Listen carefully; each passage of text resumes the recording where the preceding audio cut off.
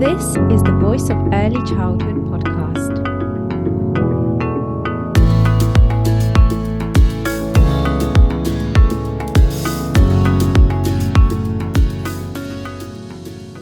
Hey everyone, a quick message from me, the founder of the Voice of Early Childhood. I wanted to thank you all for listening and tuning into the podcast. We're always ensuring we provide valuable content for our listeners and viewers as we share diverse voices from across the early childhood community. And we're always encouraging you all to share your voice too. So if you have a specific topic in mind or a guest you'd like to hear from, let us know. Just fill in the contact us form via the link in this episode description. And if you haven't already done so, please do subscribe to the podcast on whatever platform you are listening on. This helps us to keep sharing voices and thought-provoking content. Thank you all for being part of the Voice of Early Childhood community. Hello, everyone. Welcome to another episode of the Voice of Early Childhood podcast. My name is Angelica Solinska. I'm your host, and today I'm joined by Adam Flint, who is the Education Manager at Keep Britain Tidy, and Lisa Manston, Health, Safety and Environment Advisor for Child-Based Nurseries Partnership. So thank you both very much for joining today. Thanks for having us. Yeah, thank you. So today we are going to be talking about taking your first steps on your sustainability journey. And what we need to say is a big thank you for both of you for joining, as I said, but also a big thank you to Keep Britain Tidy for sponsoring this podcast episode. And we can hear a little bit more about their work as well. Adam is going to tell us a little bit about that as we go along throughout the episode. So let's get started.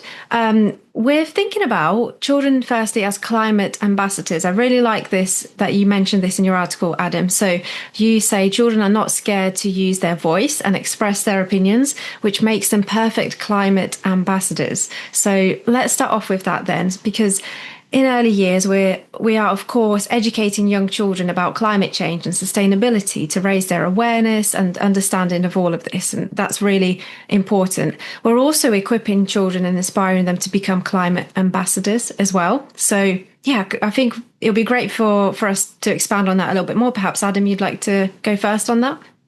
Yeah, absolutely. I mean, they're absolutely perfect climate ambassadors. They up to 5 years old and beyond, let's be honest, they have all of the traits to be perfect climate ambassadors and climate leaders. Actually, they are inherently curious about nature. They're obsessed and fascinated by the weather and how it impacts us on a daily basis. They're naturally caring. They like to help others, and they freely show their love, and they like to fix things that are broken. And of course, they're not scared to use their voices and express their opinions, which makes them perfect. I've got a 3-year-old myself, and she leads what we do at home. And she's been doing recycling, for example, at her nursery, and she's very conscious of where we use our bins and how we use them. And she tells us off if we're not doing it correctly. They are perfect. They're absolutely perfect. They have the perfect qualities and the confidence in their own voice. And Lisa, in your settings that you support, do the teams see children as climate ambassadors as well? Or do you have any specific terminologies for that, or in what ways do you see children? Yeah, so we have either a sustainability eco lead in each of our settings. So they lead our eco schools, for example. We are part of the program, and they co-research with the children. They give them the tools to look at, and the children want to learn. They want to know things. So they are very good at setting out activities with the children and letting them lead it. So, for example, there was a setting that I was at where there was a bumblebee and it looked like it was dying. It wasn't doing very well. So one of the ladies took the bumblebee inside, and the children gave it sugar water, and, they revived the bumblebee. So, it's little things like that show the importance of what we can do to make a difference. And just yesterday I was hoovering, and I walked away from the hoover for a second to move something, and my 8-year-old turned it off. She goes, "You're wasting electric." I was like, "I'm not done." And she literally turned it off. I was like, just moving something to hoover behind it. But she told me off, and she told me I was wasting electric. So, and she went to a child-based setting. She was there, right from an early age until she went to school. And it's great to see the impact that the activities and the things that she's been allowed to be a part of has influenced her and shaped her. She's 8 now, so all the things that she learned, there's thankfully her school are also really good at this, and they're going through the motions with them at the moment, especially around this hot weather and why it could be happening. She's been coming home telling me all sorts of wonderful facts. So as Adam said, children just want to learn, they're inquisitive, and this is the generation that can make a difference. Yeah, and it's so important to give them that agency to be those, like we said, climate ambassadors, leaders, co-researchers, like you mentioned there. And you mentioned eco schools early years. So Adam, would you like to expand on that a little bit more to kind of really make sure that our listeners and viewers understand what it is and how they can take part as well? Yeah, absolutely. So the key part of my role at Keep Brent Tide is to manage the Eco Schools program. So Eco Schools has been going for 30 years at this point. But last September, we worked closely with Lisa and her team at Childbase, the Bright Horizons chain and the Storal chain to develop an early years nursery specific spin-off. So it's the first education program in England designed specifically for early years settings that covers climate change and sustainability holistically.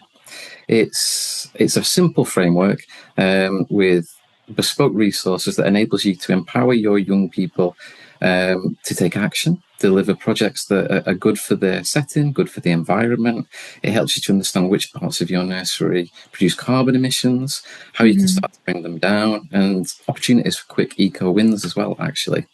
So it's been going really well. We're approaching 750 active nurseries this year, which is a 50% increase on last year. So there's a real desire out there. Many of the child-based nurseries are doing it. In fact, I think all are, Lisa. All have got distinction. They've all 44. We got the news yesterday, so I was fantastic. very, very happy. Congratulations. Third year in a row, they've all managed their distinction. So it's incredible what they're doing at Childbase. We've also worked to develop the program with Dr. Diane Boyd, who is one of the leading voices on early years sustainability in the country. So the resources have been very much created, the framework has been very much created with and for nurseries. So, for example, we have a list of like 75 specific things that nursery staff can do to bring down their carbon emissions and become more sustainable. So it's designed to be delivered across 1 year. It aligns with the Early Years Foundation Stage framework. It helps you develop the green skills of young people, but staff at the same time. And I guess in a nutshell, the goal is for nurseries to reduce their energy usage, cut the carbon, green the curriculums, and save money as well at the end of the day, because sustainability actually is a cost saver too. That's a really good point, actually. You don't always think about that because I guess, to be honest, the first thing I think about in terms of sustainability is probably things like solar panels and things like that. So then you think, oh, that's expensive. But actually, if, you so rightly said, it is about saving electricity. And Lisa, like you said, your daughter kind of telling you to turn the vacuum cleaner off and, saving money there, saving electricity. So yeah, it's a very good point, actually, in this kind of current climate that we've got in terms of not just environmental, but in terms of financial climate for settings. And Lisa, I was going to ask actually for all the different settings and the teams, how did they embrace this straight away, or was it quite difficult because I can imagine there's a little bit more, it's a change, isn't it? And there's a little bit more work involved perhaps initially. So I've been looking at the research with how long we've been doing this with eco schools, and it's been a long time. Like I can't find the furthest back that we started, but when we started, it was a handful of nurseries. They took it up and they started with the program. This was before the nursery strand that had been added on this year. I have been in my role 4 years with Childbase as health and safety advisor. So one of the first things that I did when I was asked to come on board was to take over the eco schools. So I looked into the program, had lots of conversations with Adam. He was great. Everything I needed to know, the answers were all there and clear. From then on in, we decided to educate the staff first, and what the program was about and why we thought we should take part in it. So we held a meeting at head office where a rep from each of the nurseries came up, and then we delivered the presentation to them, went through the portal and explained why we thought it would be good for the nurseries all to do it.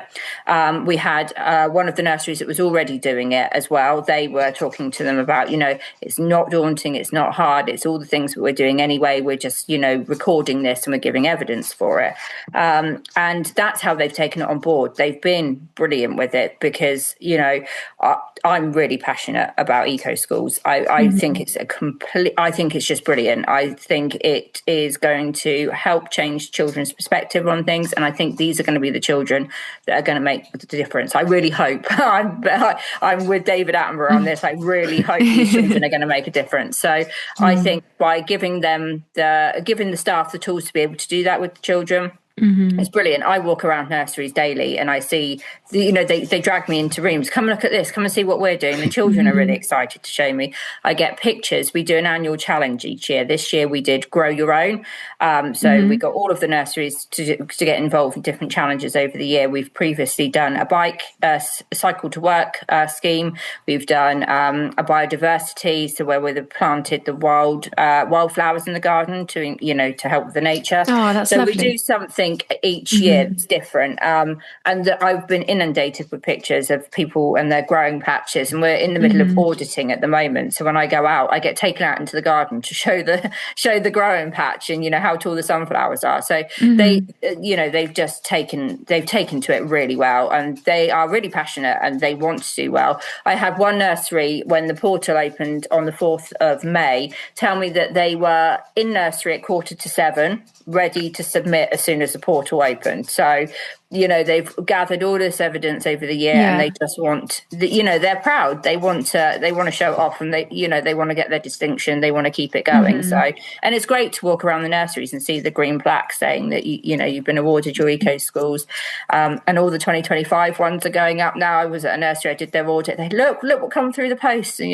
they're all very excited to get their plaques put up. So it's great. It's really nice to see. Yeah, and I was just going to say, in terms of I've got 2 points there. It's great to have, as you mentioned at the beginning there, a nursery or several nurseries that lead and by example to the new ones that have been signing up, and that's fantastic. And then also with the accreditation, I guess it's fantastic for almost a bit of a marketing aspect as well for families. Is that the case as well? Yeah, I think families are... Sorry, my puppy was just banging onto the laptop there. Yeah, I do think the families see it as a really positive thing that we're doing. The children, some of the families get set challenges. So as part of the Eco Schools programme, you are encouraged to... have other people join in, so parents, grandparents, your local MP, that's good. Whoever you can get on board. So we as a company tend to set the parents challenges. So how long can you keep the lights off for, and can we walk to work, can we walk to nursery, can we scoot to nursery, and it's taken up well by the parents, and there's been lots of grandparents that have given up time to come in and start planting with the children and growing different things. And we had one of the local councils, I think it was last year, they sent somebody dressed up as a recycling bin and did a whole talk around recycling, which was brilliant. The children absolutely loved it. And it just shows that different departments from different, companies are willing to get involved and be a part of it. We've had quite a few of our nurseries adopt a road, which is a scheme set by the council, and then you can litter pick on that road.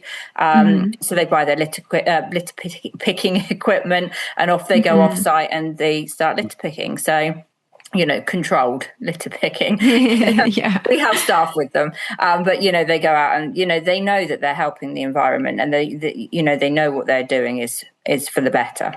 And I guess it really sounds like it's bringing the whole community together, which is really lovely, isn't it? And it's kind of supporting children with their understanding themselves as citizens as well, of part of the community and society, which is really fantastic. It is all part of sustainability.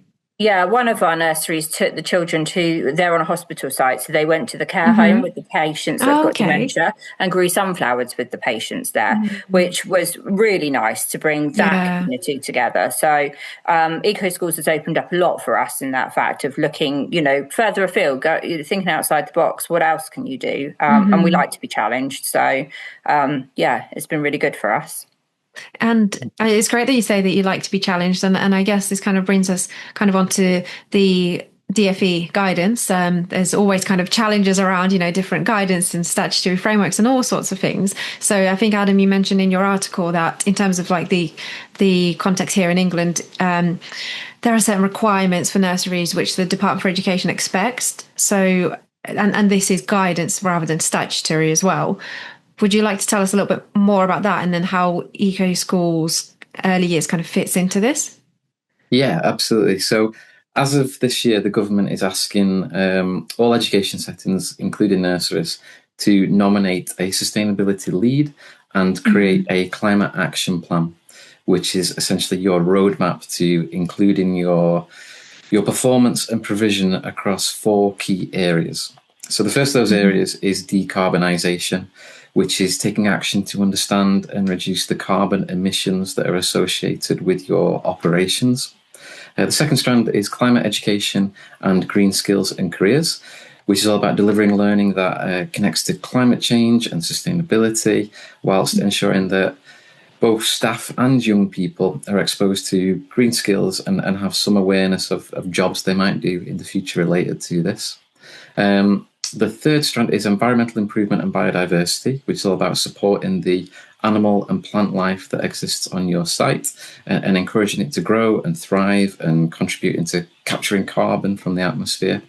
And then the final strand is climate adaptation and resilience, which is taking action to prepare your site for the upcoming impacts of climate change, from Mm. flooding through to, as we're experiencing today, I imagine in nurseries across the country, overheating.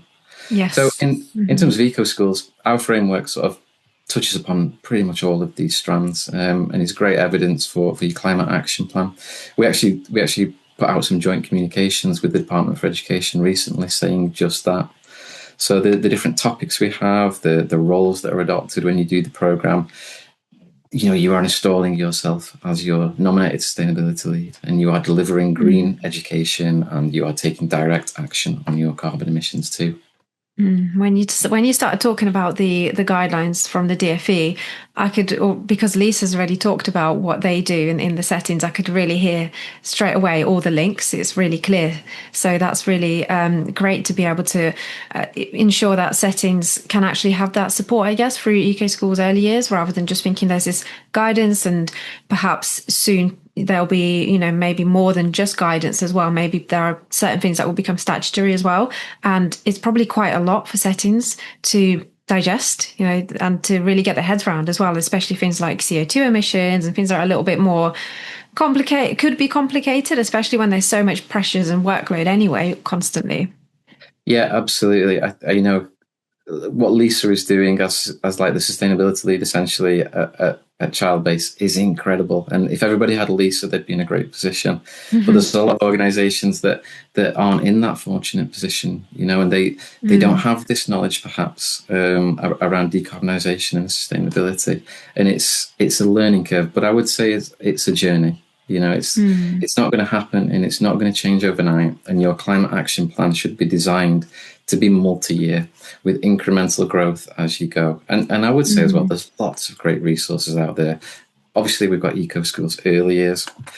My team has also got our Count Your carbon footprint calculator, which Mm. allows you to footprint your nursery's emissions. It breaks it down across 11 different areas of your operations, and you can start benchmarking what you do and tracking your progress. And through the calculator, we actually have a list of recommendations of things that you can do as well. So, and it's Mm. free.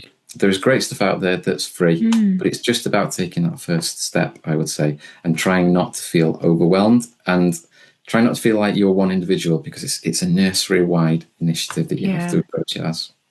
Mm. I think what Lisa was talking about earlier really highlighted that, because like you said, it's about getting your team on board, isn't it?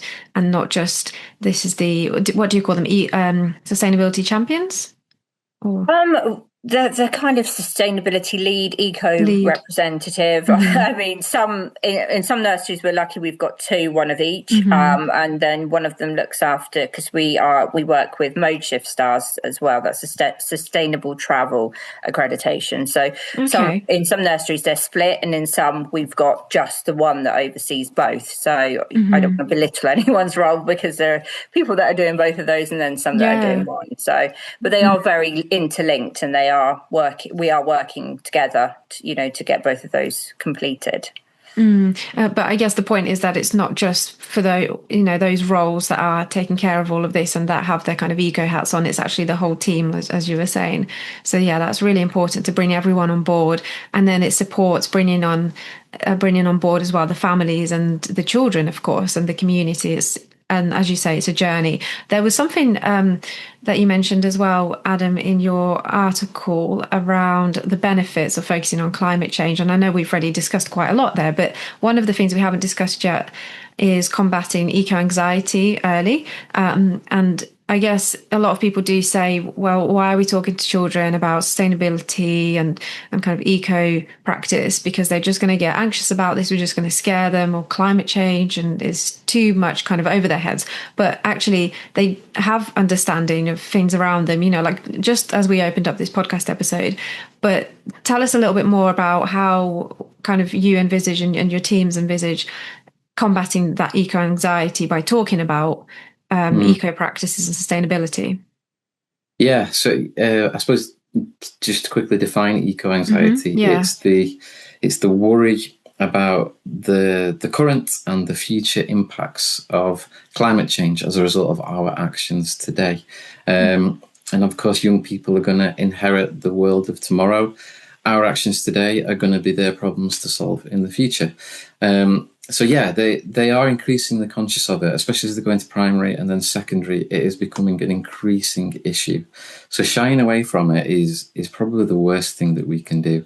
So I would say that engaging young people in climate action, doing things that have visible and tangible positive impacts, is actually showing that they have that agency, that they can make a difference, and this isn't a foregone conclusion.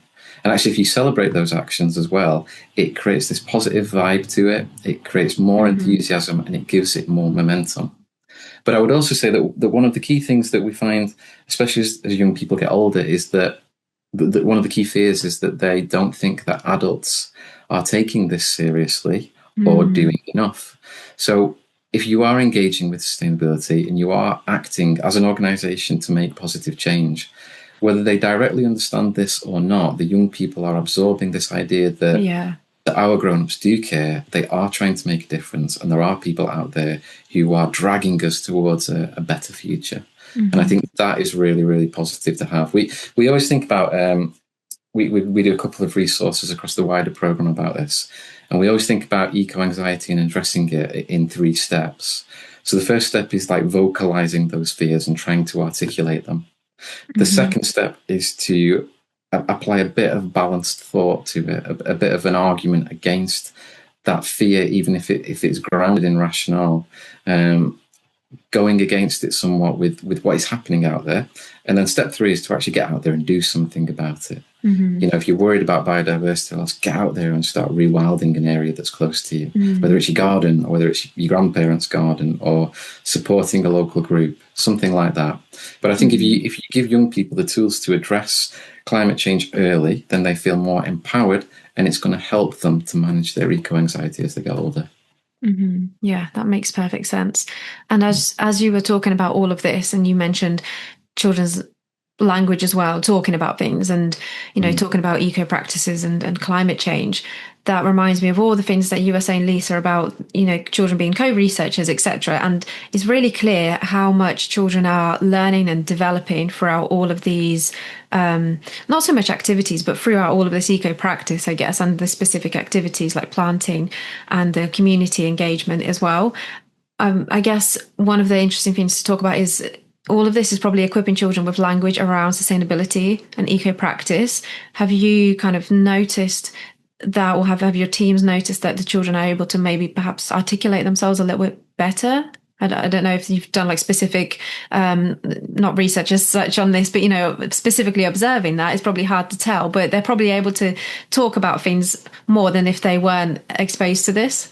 I would definitely say the preschool children, the 3 to 4 year olds that are off to school, have got a good knowledge of what they're talking about. And to echo what Adam said, I think if you don't give the children the opportunity to tell you what they're thinking and what they're feeling, and to look at that with them, then I think we're going to be setting them up to fail. I think the way that we're doing it, some of our settings have got big floor books, they're called, so big like sketchbooks, and the children can write things in the sketchbooks or draw pictures or cut things out of magazines, and then it opens up conversation around what that is and why they've put that there. So I was just trying to think, because I'm quite fortunate that I can look on their portals and have a little nose and see what they're going on, because I want to know what they're doing as well. And there was one on there where they were talking about recycling, and a little boy had driven past with his dad at the side of the road and seen litter on the floor and got quite upset and doesn't understand why people would put litter on the floor when it's bad for the environment. So they're understanding, they're seeing these things, and to be able to have those conversations around, well, we do have binmen, and the binmen will go and collect those things, but yes, it is really wrong to do that, and we use the bins, and then you can introduce the recycling bins, the food waste bins, and they can have that little bit of a feeling that it's not all bad. There is going to be somebody that's going to go and clear that up, but that's not the way we want to behave, and that's not the way that we do that. So I do think it's great. I think to get them involved and to give them those opportunities to think for themselves is it's the way forward. Yeah, definitely. And when you mentioned they're kind of like introducing recycling bins and things like that, it's really about ensuring that children are part of their like daily lives, that everything that happens around them, that they're actually part of that, rather than just having things done to them and things happening around them that are just kind of like adult jobs and things like that, and they actually have all this understanding developed, which is really useful.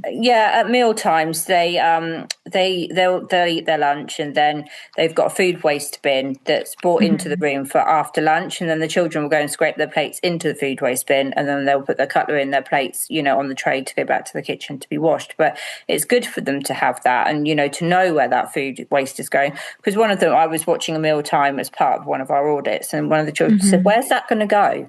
And the practitioner said, "It's going to be collected by the food waste bin collection, and then they take that off for composting." So that's just that simple question sparked another part of the chain of where that goes for that child. So that answered a question for them, and it was nice to watch. And I guess it could spark more conversations around food waste, and actually thinking about, I don't know, different settings have different mealtime kind of procedures, whether children plating up their own foods and then deciding how much they're going to eat. And if that is the case, then children can think about, actually, I'm going to think about how am I going to eat this? Because if I don't, then it goes to waste. And although it's being like turned into compost, it's still wasteful and things like that. So really getting them to think a little bit deeper. Yeah, our practitioners are very good at that. They, the children do self-serve, but the question is, don't forget you've got, your friends have got to have lunch, and if you don't eat that, then your friends can't have it, and they might be really hungry. So the conversation is really good around meal times in that sense, and the children having that onus on them as to how much they put on their plate, and they're always told, if you want more, you can have more. So they know that they can put a little bit on there. If they don't like it, there's not so much that's going in the bin. But yeah, it's nice conversation for them to be having. Yeah, it sounds like eco schools, early years, and like all of this eco practice is really infiltrating everything and all of like children's experiences and learning. And I know, Adam, you mentioned that there's links to the EYFS, but actually it seems like it goes beyond the EYFS as well. Is that right? Yeah, absolutely, it does. I think increasingly it's a part of everything that we do, right? We talk about green skills and green careers, for example, and we often think of those in terms of like it's going to be something like a solar panel installer, or it will Yeah. be, those bigger somebody things. who's building electronic vehicles or things like that. But actually, increasingly, all jobs are going to be mindful of sustainability, and they're going to be looking to improve their practices and make them more sustainable. So all careers are going to be green careers in some way in the future. So, having that holistic take on everything and knowing how it interrelates and how we need to improve things and help things and make things better, I think it's a good approach, definitely. Yeah. And I think that's probably a nice way to wrap everything up, and you mentioned that holistic lens. Is there anything that anyone would like to mention that we might have not talked about? I mean, I know I think we've all been very concise and kind of really great at explaining everything, but is there anything that anyone wants to add about their practice or? The only thing I would like to add is our application submission window is now open, and we are Oh, literally okay, fantastic. we're reading hundreds of nurseries of submissions, and actually it's incredibly inspiring. And there are practitioners across the country who are doing some incredible things with their young people. And I think the only thing I want to say is thank you to everybody who is prioritizing this and doing it in their settings. They're having a huge impact. And I think I'm so glad I did ask that final question and that you brought that up, because that is a really lovely thing to mention. Thank you. Thank So you. Yeah, so I just want to mention firstly, big thank you, Adam and Lisa, for joining the podcast today and sharing your insight and advice and examples from practice. They're really fantastic to hear all of that. And, it really comes to life. You can, as you were talking about things, Lisa, in particular, I could really see it in my head, all of the things that you were giving examples of the children doing and the staff. And everyone who is listening and watching, you can find out more by reading the article. The link is in this episode description, where you can also find a link to Eco School's early years and find out more information as well. And then, of course, a big thank you to Keep Britain Tidy for sponsoring this episode. And once again, thank you both, and we'll probably hear from you again soon. Thank you very much. Thank you.